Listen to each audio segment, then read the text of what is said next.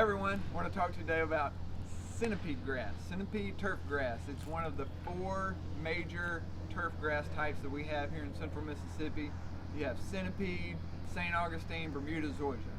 Why do I want to talk about centipede? Because centipede was hit the hardest from our drought last year in 2023. Centipede coming into 2023 had finally become my favorite type of turf, and the reason why was because we never got complaints or concerns about insect problems, disease problems, weed problems. It was just like the grass that was just there, and it did fine. Some people call it the lazy man's grass because it loves to be left alone, really. It also grows the slowest, and that's why it's called the lazy man's grass, is because it really is nice for people, it's really nice for people who don't want to have to mow, because it grows the slowest, so it has to be mowed the least. But centipede grass got hit really, really hard last March. Early March we had some warm weather. Late March we had an Arctic blast come down from the north, came all the way down to our area, and just fried, cooked, damaged, waylaid the centipede grass. Because centipede grass, like all turf grass types, grow above ground stems called stolons. But what they don't have is they don't have rhizomes like Bermuda and zoysia grass, and so all of their plant growth structures are above ground, and when those get damaged, it doesn't have the reserves underground to recover. And so that's a really bad combination when you have drought damage on top, the stolons on top, nothing underneath to come back from, and it's the slowest growing, and so that's just not good for recovery efforts. And then we had the drought, 90 days of no rain in the summertime from middle of July to middle of October. So centipede is right now, it's just really still in the show of concerns, calls, education, trying to figure out what's my yard doing. And so I wanted to come to a centipede yard that particularly was hit hard last year and talk about it. So that's kind of the overall introduction to centipede. Let's talk about recovery. So centipede, even though it's the slowest growing, it can grow more than normal if you hit it hard with water and fertilizer. Water by itself, it'll grow. Fertilizer by itself doesn't really do very good, but fertilizer and water together can really get it to grow. So I wanted to show you some of these spots. If you have a growing point every so many square inches, all of these are starting points that the centipede can now grow and recover from. So if there was no green in this area right now we're in the middle of April, it should be greening up. If you don't have any now, it almost certainly is not going to have any. May 1st is probably the safest date, if you want a date to put on it, to like really make sure that there's nothing alive and not going to come back. But if you're in the middle of April and you do see those individual starting points from which now we can extend those stolons, and the stolons can be these above ground stems that are now going to grow back out and form the turf mat or the canopy, this is the time to start. If you want to add fertilizer, this is the time to really start going at it on a monthly basis. April, May, June, July.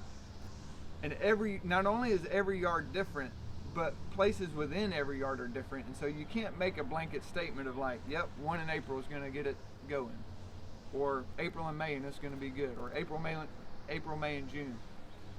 But we can put you on a monthly program, and then when we finally show up and we see it's recovered, and then we say, hey, we're done.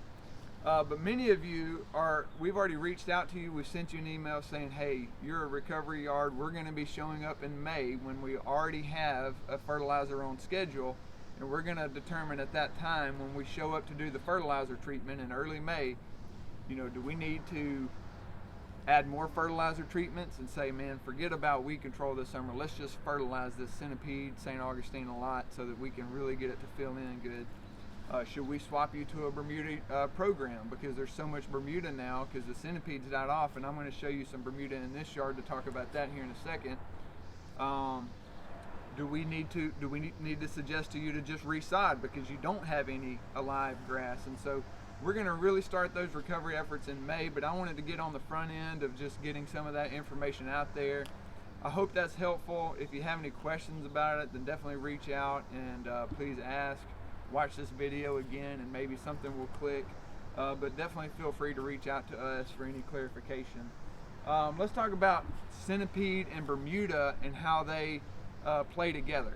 So over in this part of the yard, let's get a zoomed out look of understanding that we have a lot of Centipede over here, or a lot of dead Centipede, and then right here we have a lot of Bermuda.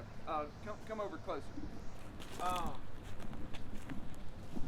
So right here in this strip of Bermuda grass, what you're going to find out, if you treat Centipede and Bermuda the same and you push them the same with fertilizer and with water, the Bermuda is going to take over quicker than the Centipede is going to take over, because like I said, Bermuda is a faster growing grass than Centipede.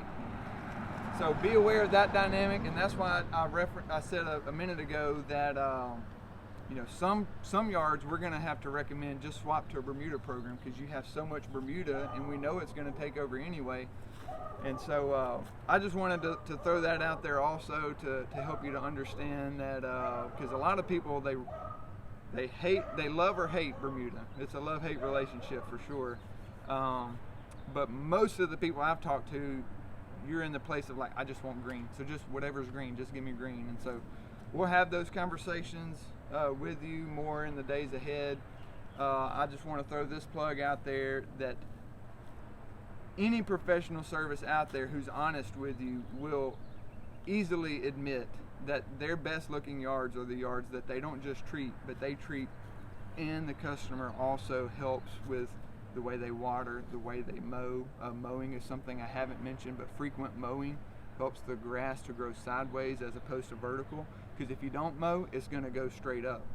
It's going to get the sunlight, but the more frequent you mow it, the more it's going to grow horizontally, because it has a survival mechanism built within it that says, hey, we keep trying to go this way, but we keep getting cut, and so really we need to go this way. And it's kind of like pruning. You know, the more you prune, the more you get these other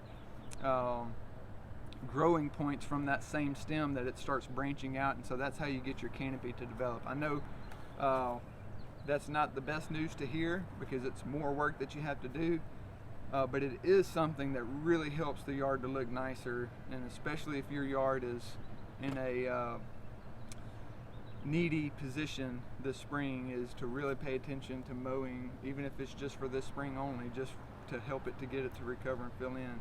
Mowing, water, fertilizer. Hope that helps. Let us know if you have any questions. Thank you so much for watching this video. Have a good day.